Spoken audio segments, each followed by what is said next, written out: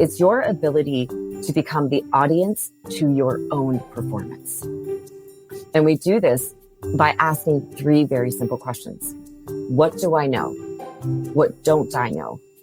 And what do I think I know? Welcome to the Curious Advantage podcast, an exploration of the idea of curiosity and its increasing importance for thriving in the digital age, from the authors of The Curious Advantage.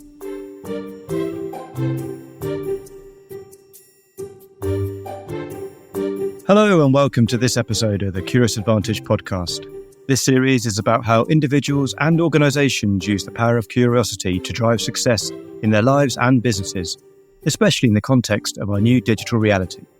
It brings to life the latest understanding from neuroscience, anthropology, history, business, and behaviorism about curiosity and makes these useful for everyone. My name is Paul Ashcroft. I'm one of the co-authors of the book, The Curious Advantage. And today I'm here with my co-authors, Simon Brown. Hi, everyone. And Garrick Jones. Hi there. And today we are absolutely delighted to be joined by Lauren Waldman. Hey, Lauren. Hello, everyone. Welcome to the Curious Advantage podcast. I'm very excited to be here as a very curious person myself. Yeah, us too. Hey, Lauren, let's dive right in. You are an expert in learning design informed by cognitive neuroscience, and you create scientifically designed learning programs from start to finish. So, got to ask to start with, what is scientific learning design? So scientific learning design is really about taking everything that we know about the brain, from how it processes information, how it attends to all the various stimuli that's thrown at us, how it focuses, and the very critical process of memory. And then pairing that with the methodologies and, the strategic and intentional sort of methods and theories to help work with the brain as opposed to against it, which is what I often see in design. So, the process is a lot more intricate than the way that learning is currently designed, but the quality and the results that we see become much higher. And what are some of the results you see? How does this improve how learning is designed? Well, what we're seeing is it's not just within the design, is we're also seeing how it's improving the people on the other end and their abilities to learn. Because when we're scientifically designing, we're embedding in various practices and skills that are very fundamental. And I think we'll probably talk about these a little bit later when we talk about, memory and metacognition and focus and attention. But the brilliance of being able to design like this is that we're not only increasing the efficacy of the design because we're trying to pair it more with the operational function of the brain, but we're able to give people on the other side who are doing the learning even more skills that they can build upon while they're doing the actual learning itself. And Lauren, in the book, we cite some research from the University of California around how if we're actually curious at the point that we're learning, then that curiosity actually helps to create stronger memory. I'm really curious myself from your research, what actually helps us create better memories, or what helps us to learn better overall? I feel like I probably sound like a broken record, and I'm going to sound like a broken record by the time we're done here, but what helps us learn better is to really get us, even at a fundamental level, an understanding of how the brain learns and how it does create those memories. I think most of us, the majority of us who grew up in a traditional educational system, we were never taught these things. We all know how to learn. We are fundamentally built. Our brains are built to learn, but we definitely could be doing it a lot better. So when we think about what helps us learn better, it's not just about understanding how does the brain create a memory, but how does the brain process all that information that's coming up? And then we pair it with the methodologies and the theories. So when we think, for example, Simon, that focus is really your gateway to learning. And you need to be alert to do so because this is what's going to trigger neuroplasticity. And that's the brain's ability to change. Now, I always joke that if you wanted someone to be alert before they learned, that you could just give them a really good scare. But we don't have the luxury of doing that in our organizational settings. I don't think you will go down well. I mean, we could. It's right in my wheelhouse. I love it.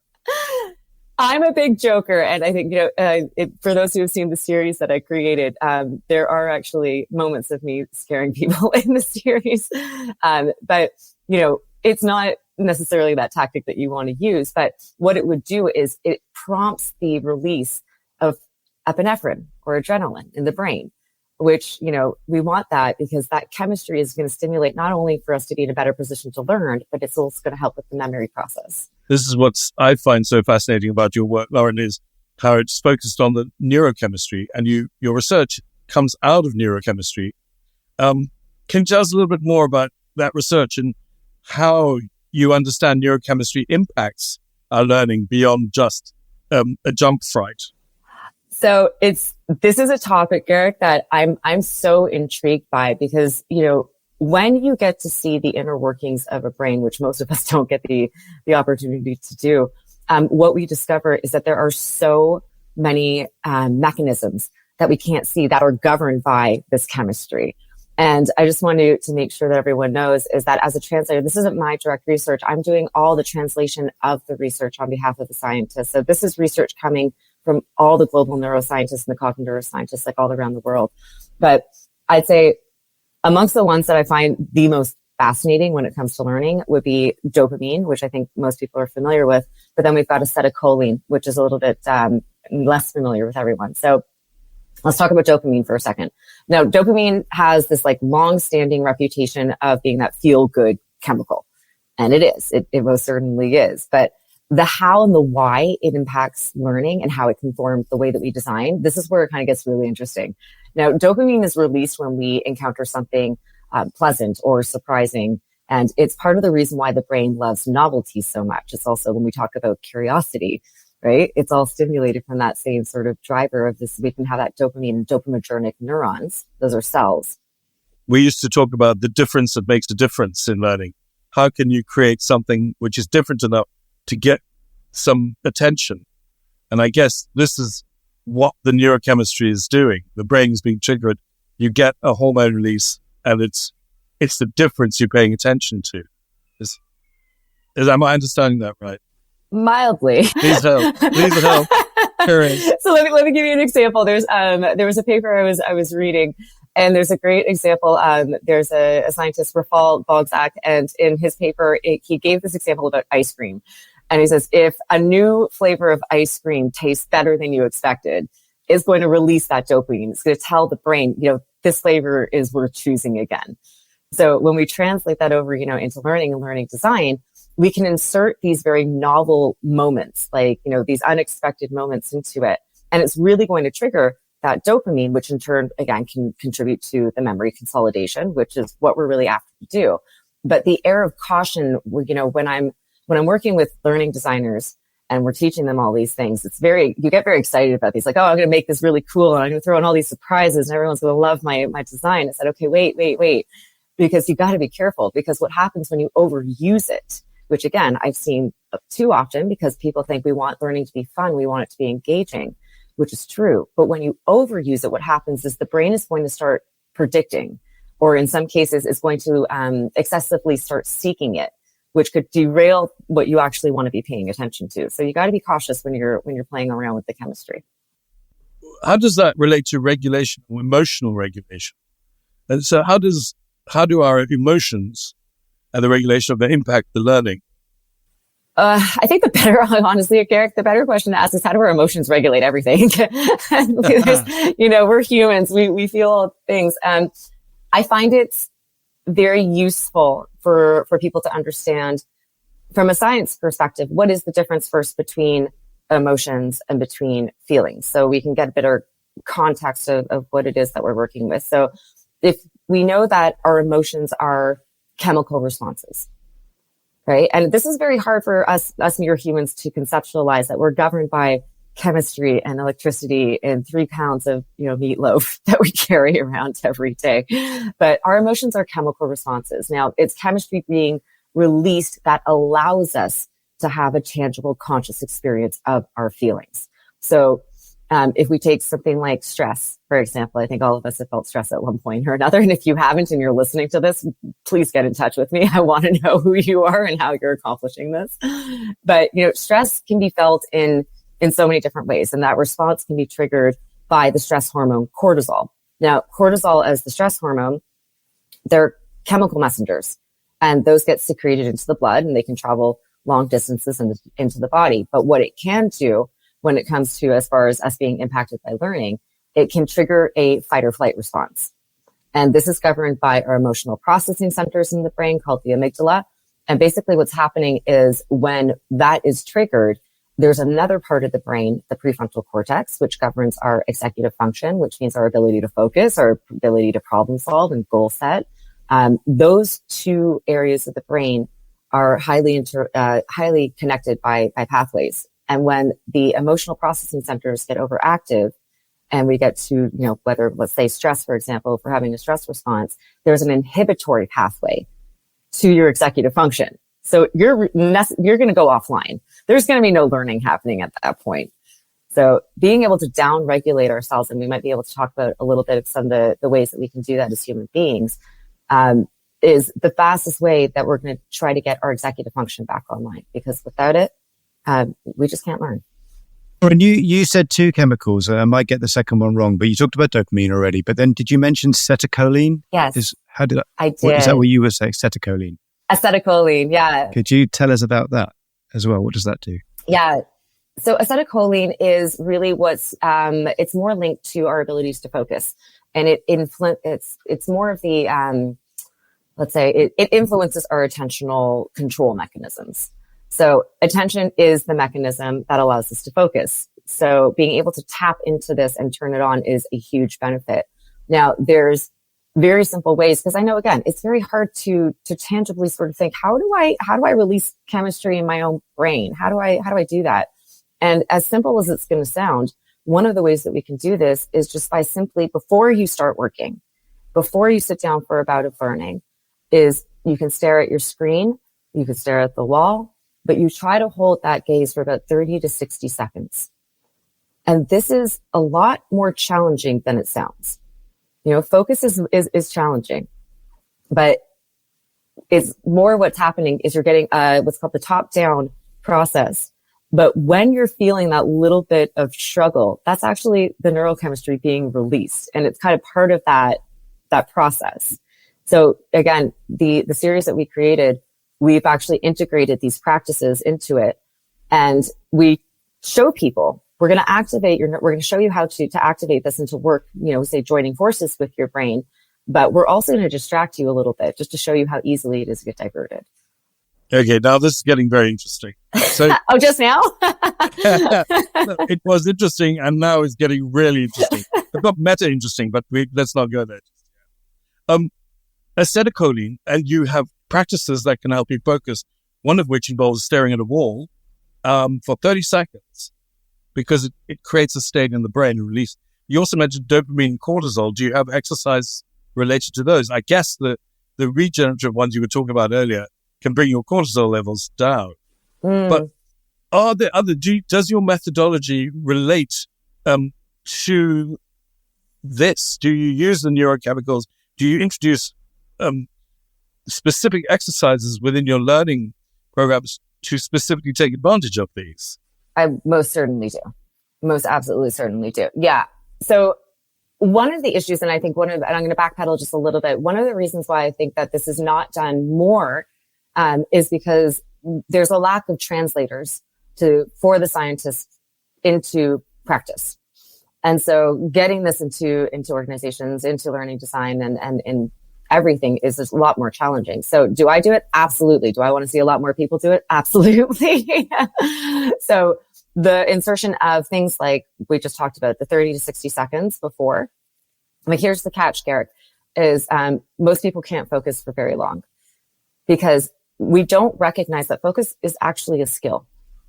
And it's a skill that we can cultivate, and it's a skill that we can work with. And it does require us to work more with the chemistry.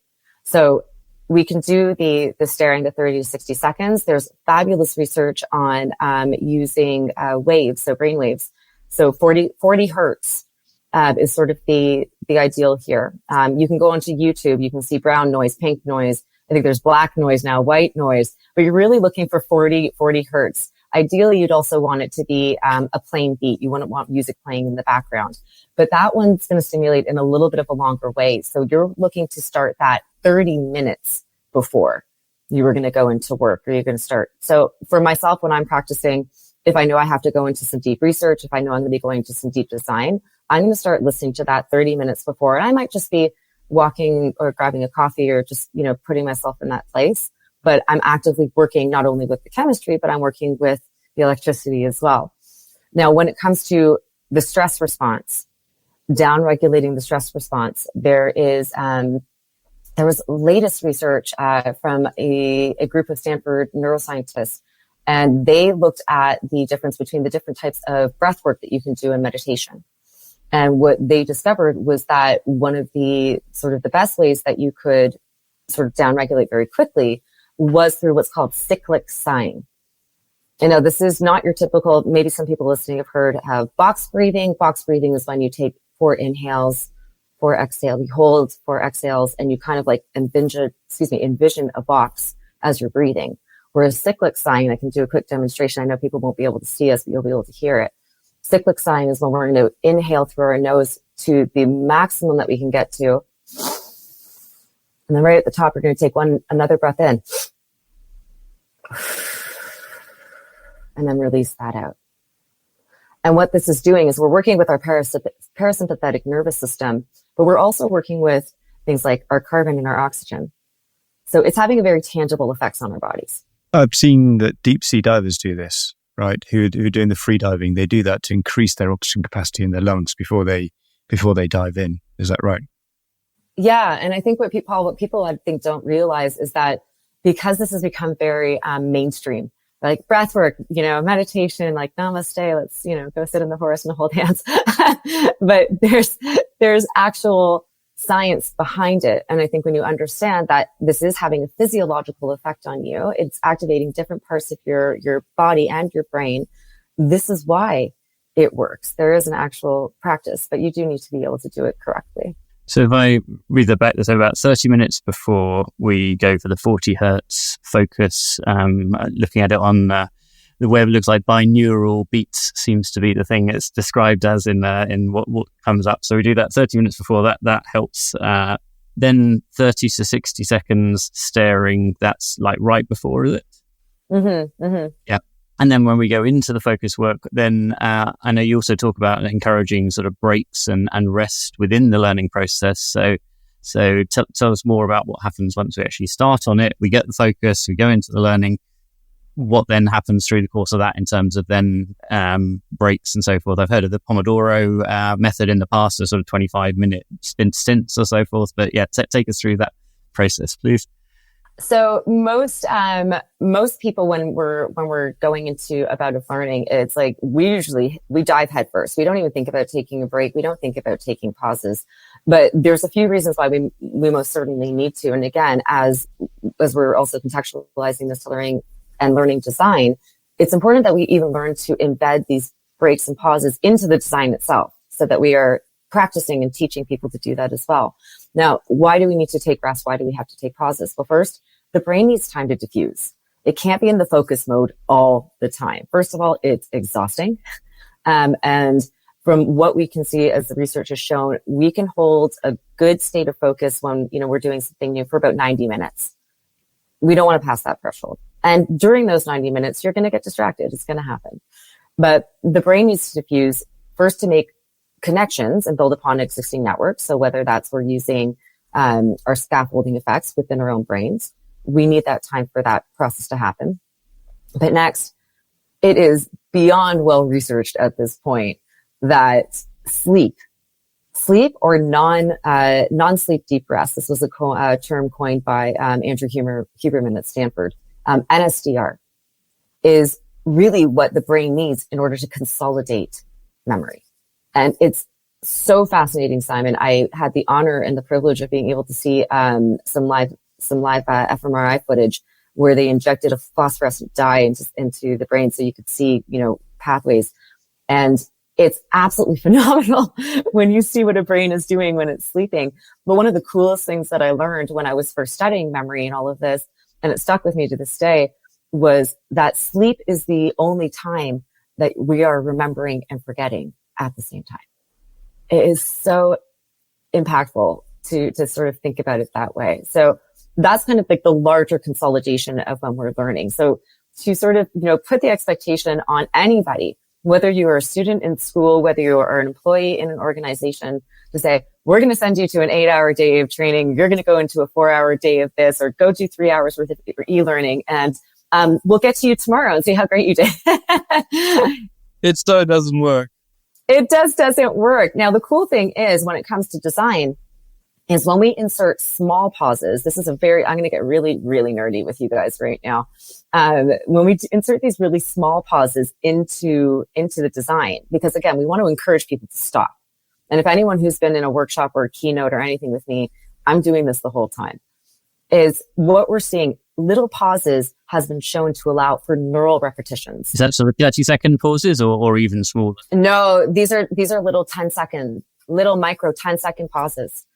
And when we're getting in these 10-second pauses is when we're learning, what we're doing is if you can almost imagine, is we're stamping neurons, we're stamping cells to activate in a certain way. It's kind of like a connect the dots, right? And once we have all those dots connected, we can see the picture. But with the brain, it's these neurons and we're stamping them. Now, when we take these little pauses, it can be as small as just 10 seconds. What research has shown is that these neurons are being reactivated in the same pattern up to 10 times during those breaks.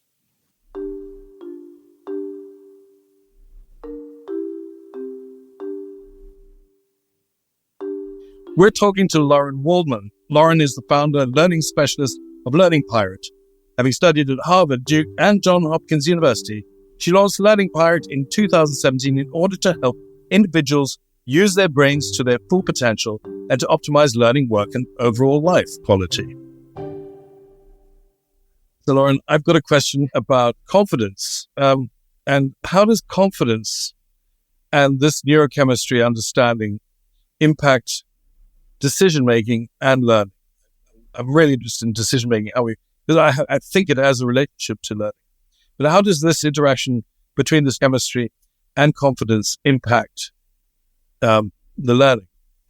I think when it comes to confidence, again, when we are confident and when we have that sensation, when we have that feeling, it's going to activate different neurochemistry versus it could be the difference between having a bit of dopamine and serotonin and all these wonderful, happy, the happy neurotransmitters going through versus the high levels of cortisol or norepinephrine, where your stress response, where again, Garrick, that bear's chasing after you. I know I keep picking on you, but when it comes to confidence as well, I think what we also can sort of lean on is the growth versus the fixed mindset, the work of Carol Dweck, which was absolutely brilliant. Right? So when we encounter a challenge or when we encounter an error, does it trigger us to have the stress response, which is going to release that cortisol? And it's going to release, and maybe it is. And a little bit of stress when we're learning, we actually want it. It's good. It's when we pass that threshold that it becomes bad. That's fascinating. It's the idea that you should be in a happy environment and everything should be safe and secure is not really where we have optimal learning. And that's borne out by the neurochemical response you're suggesting. That's amazing. It changes the way that we are going back to designing learning in a way. I mean, it fascinates me that we can design a learning program that is optimally sharpest pencil in line with the way the brain works, the neurochemicals, and what we're doing, because it means we can learn stuff without being stressed out by it. It means we can learn stuff in bite-sized chunks. And it can be optimal. It's going to stay in place. And that's important for both decision-making and also learning.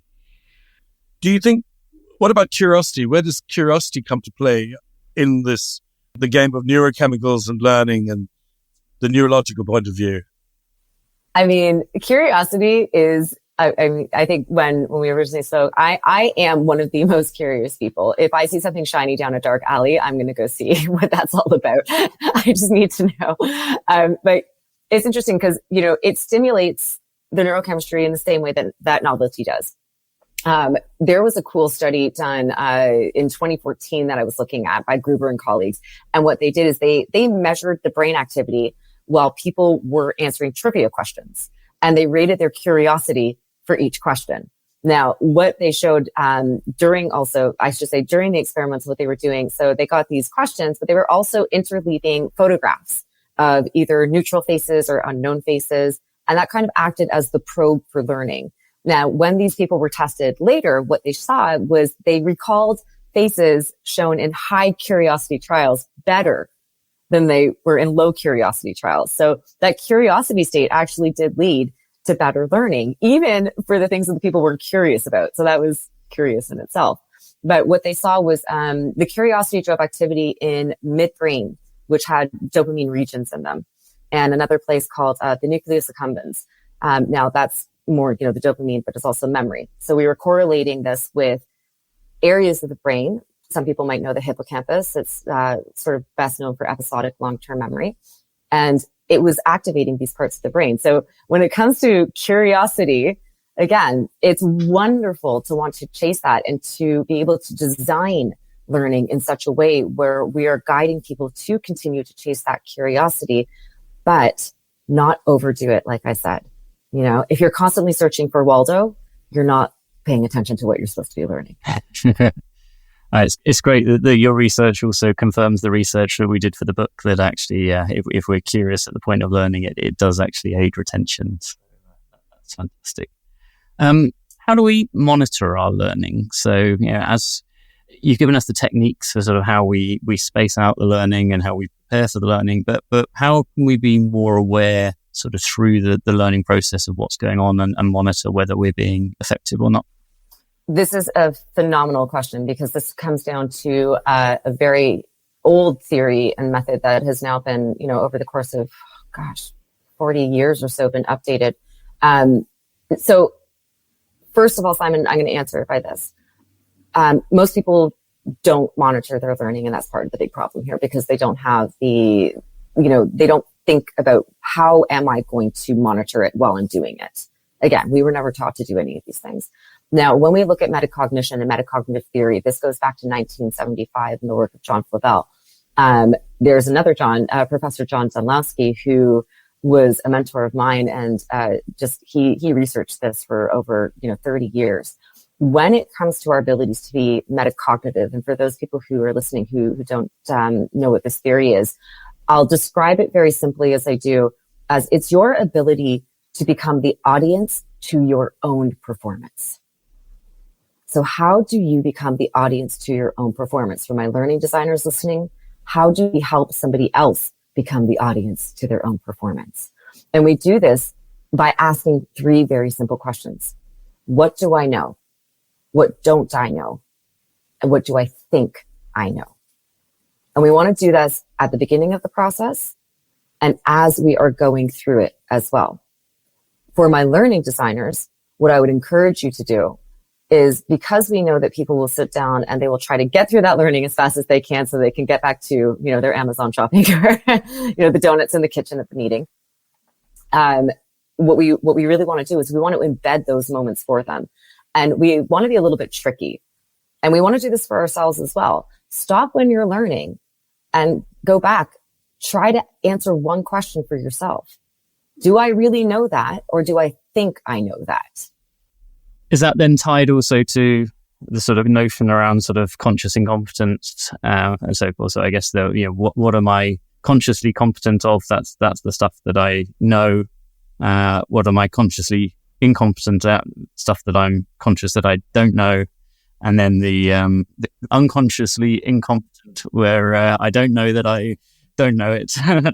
Those concepts around. Yeah, it is. I think so this is the beautiful thing about our brains and how they can work against us, is when we are learning something that is, maybe it's similar to something that we've already learned. So we've got the memories in there. They're already encoded in there. What happens is that it will always revert back to what it already knows.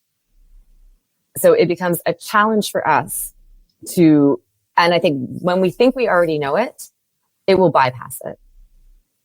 So really embedding those moments where you have, first of all, if you encounter a moment where did I really not know that? Well, what's going to be your next strategy and what's going to be your next method?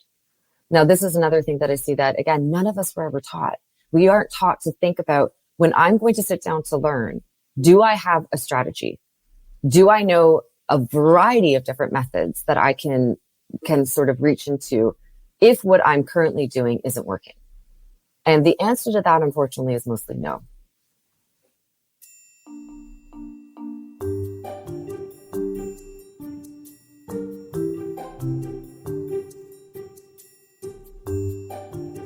You're listening to the Curious Advantage podcast, inspired by the book The Curious Advantage, written by Paul Ashcroft, Simon Brown, and Garrick Jones. Subscribe to the podcast today.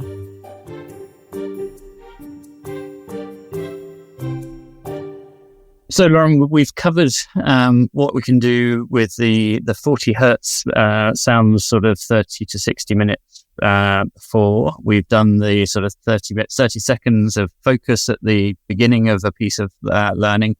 How then, as we go through the learning, do we actually monitor whether we're being effective? So how do we know whether the learning is working, whether we're actually capturing or taking in what we want to be taking in? Well, the first thing that I think that a lot of people need to recognize is that we don't do this at all. Mostly we start the learning, we dive in, we click the buttons, we take some notes, but we don't actually stop during the process to see, am I actually, learning what I'm supposed to be learning? And again, I think this is also a problem with the way that things are designed, is they're mostly designed that way. So you get to the end of the learning, and then you go to see if you remember anything or if you created the memory for it. Now, the most effective way to monitor your learning is to embed some skills from the realm of metacognition. And metacognition, for those who don't know, like I said, the way that I like to describe it is becoming the audience to your own performance. And whether that we're doing it for ourselves or for my learning designers listening, it's if you can take the opportunities to figure out for the other person who's doing the learning, how do I help them become the audience to their performance by embedding the opportunities for people to ask themselves while they're going through the three critical questions of what do I know, what don't I know, and what do I think I know? That last one is the most critical, because during the learning, because when we think we know something, we're going to keep going. That's the way that the brain works. When something is very similar in the brain and we're learning something that might sound a bit similar, it's going to start to bypass things. When we stop and we ask ourselves, do I actually know that? And we insert a way to quiz ourselves or to retrieve the memory. That's when you're going to find out, do I really know this and can I transfer it? Or I don't know this and I have to look somewhere else. But Simon, when it comes down to, someone sitting down to learn, it's those things that we never learned in our traditional educational settings. No one ever said, hey, here's a treasure chest full of all these different methods and all these different strategies that you can use while you're learning. And if you get stuck in one place, go back to that treasure chest and find a different method. We don't know those things. We were just never taught them. So understanding skills like metacognitive strategies and how that is also part of a skill, and looking at what are my strategies and what happens when I do encounter a problem or an error. How do I pivot?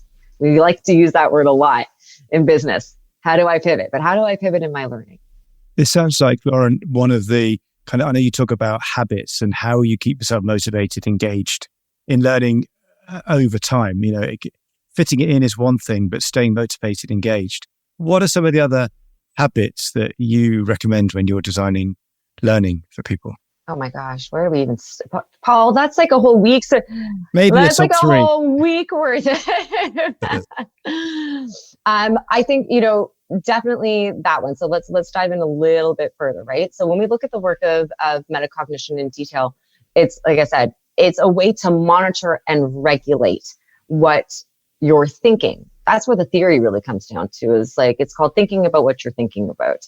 So if we're able to monitor our thought processes in the moment, which is incredibly hard, because when we go back to what we were talking about at the beginning, which is our attention and our focus, well, in order to even pause in the moment, you have to be able to stop and think, okay, am I just reading this page and very passively doing so? Or am I in that page? Now, most of us will read through a page of a book and we'll just keep going. We don't stop and go back to the top page, right? It's the top of the page to say, did I really learn that? Or did I really absorb that? Because remember, you're not learning anything within about a few hours, right? You've got to really practice that. So that whole embedded skill of monitoring, regulating, having your strategies, knowing some methodologies, and being able to pivot is one of them. The next one is if we want to work with our brain, that means we can't work against it. So if I'm sitting there and I'm trying to do something and I'm getting bored and I'm hungry and I want to get up and that's where my brain is taking me, well, I'm probably going to want to do one of those things, because a lot of the times we try to push through, and that's working against our processes, right? So don't push through and you're just increasing that stress response. And like, what do we know? You've got your stress response, your executive function's going offline. So set that environment for yourselves as well. We talk about this a lot, again, in the journey that I do through joining forces with your brain. Another one. So I think a lot of people in our industry, they know about the proper, or they don't know about the proper use about spaced repetition and interleaving. There is proper use for these things. And that's a whole other podcast in its own. But I'm going to offer something new, which is the work of Elizabeth and Robert Bjork, who are absolutely brilliant. They're out of UCLA. They've been at this for well over 30 years, and they talk about desirable difficulties. And within that, it's also, we're talking about learning the difference between storage strength of memory and retrieval strength. Now, the storage strength is going to be a reflection of how entrenched or how interassociated a memory is related to the knowledge or the skills. Whereas the retrieval strength is going to reflect that current the activation or how accessible it is. And we don't think about that. So I would encourage, again, think about those things. What's my storage strength versus my retrieval strength? If it's not stored, can I retrieve it? Probably not. So all of these little, methods add up over time. And really, it's a matter of if we can use this knowledge to design more effectively, but we can also use it as a learning strategy in our own processes. And straight away, I don't think we have time to answer it, but I encourage everyone to explore how can I improve my storage strength and how can I improve my retrieval strength, because it's something that I'm going to go and try and figure out. But otherwise, look it up on your research, I think. So I had a tangential question, taking us off in a different direction, but you've talked about treasure chests and you're known as the learning pirate. So tell us about where did the learning pirate piece come from? Oh boy. Well, funny enough, the pirate is driven by my own curiosity. I think I've always, ever since I was a little girl, I think there's a picture of me when I tried to commandeer my parents' station wagon, and my sister is like my co-pirate. I think that's a 4-year-old little Lauren. No, that comes with the curiosity side of things. But when I started the company, having been in the industry, having been in learning for a very long time, and then having learned everything that I started to learn about neuroscience and the brain, I knew I was going to have to come in and shake things up a bit. And, pirates are kind of known for that. So we come in, we disturb a little bit, but all for the good sake of having a good adventure. So that's where the pirate came in. And I think, honestly, Simon, I don't even think a lot of people know my real name, because when I go to conferences nowadays, they're like the pirate's here. And I'm like, hello. And that's fine. I don't care if you don't know my name, but if you know what I do and you support the science, then that's all that matters. So Lauren, you just mentioned shake things up in learning. One thing that's shaking things up in learning is artificial intelligence, and particularly the Gen AI stuff. Do you have a view on that? What are you seeing some of the implications of that on learning? I think it's, first of all, the first thing I'm seeing is somehow everyone has become an expert in it overnight, which is incredible, because they somehow managed to bypass the memory process in their own brains and they know it all. But what I think when it comes to the implications of AI on learning is, honestly, Paul, it's too early to tell. It's way too early to tell. We need more. We need, people to actually engage with it. We need to be able to design with it. We need people to actually go through learning with it, and then we can start making some bold claims on the efficacy of using AI. I've seen some great examples. I also seen some absolutely horrible examples.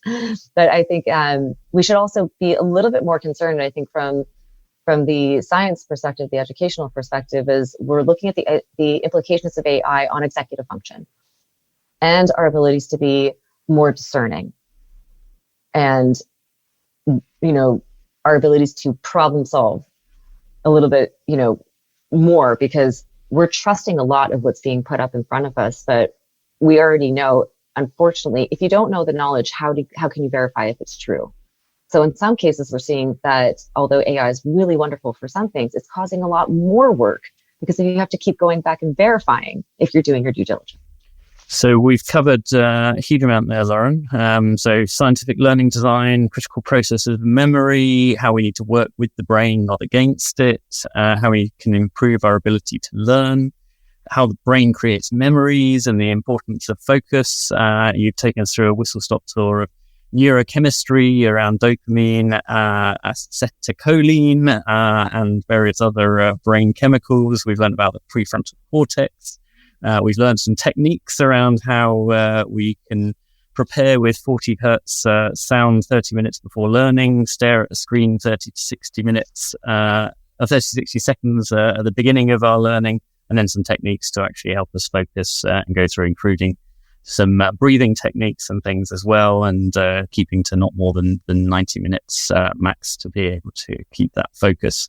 Talked about micro pauses, those 10-second pauses to stamp the neurons, a bit then on growth mindset versus fixed mindset, and more around different parts of our brain, the benefits of curiosity on actually aiding our retention, as well as what caused you to be known as a pirate from hijacking cars at a young age. So from all of that, if there was one thing that you would leave our listeners with as a takeaway, what would that be, Lauren? Well, I'm sorry for overloading your brains. First of all, let's go go get something to drink. We're all ready for a pause. There are so many ways to join forces with your brains, and we often work against them. We just don't know it. And I find that it's valuable to find either scientists, there's not many of us who are also practitioners, who can help navigate that journey, and who can help to navigate the journey of not only understanding your brain a little bit better about the learning design, the science, but we help you be overall versions of yourself and how you show up. So as much as I talk about the brain and as much as I talk about the neuroscience of it all, what we're really talking about is those beautiful fundamental things that make us humans that no one just ever taught us. That's a lovely way to close a very, very fascinating conversation, Lauren, and to think that actually the main thing is to activate what's inside of us already. And thank you so much for giving us all these really practical and fascinating tips for how to do that. I really appreciate you joining us for this conversation. Thank you.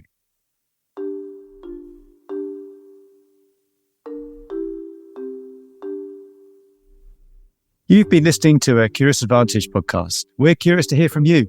If you think there was something useful or valuable from this conversation, we encourage you to write a review for the podcast on your preferred channel, saying why this was so and what you've learned from it. We always appreciate hearing our listeners' thoughts and having a curious conversation. Join today at #CuriousAdvantage. Curious Advantage book is available on Amazon worldwide. Order your physical, digital, or audiobook copy now to further explore the 7 C's model for being more curious. Subscribe today and keep exploring curiously. See you next time.